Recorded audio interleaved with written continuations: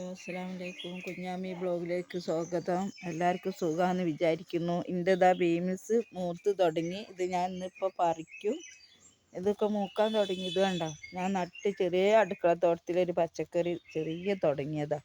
ഇതിലൊക്കെ മൂത്ത് വന്നിട്ടുണ്ട്. ഇതൊക്കെ മൂത്തിക്കുന്നു.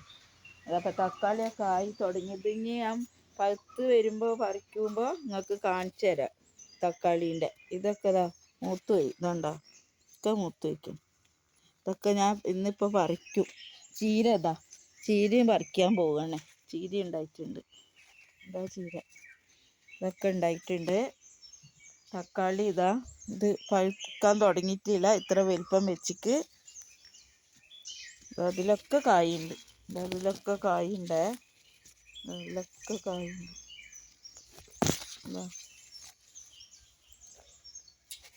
ഇത് പഴുക്കാനായിട്ടില്ല. പഴുക്കാനാകുമ്പോൾ ഞാൻ പറിക്കുമ്പോൾ കാണിച്ചു തരാം. ഓക്കെ.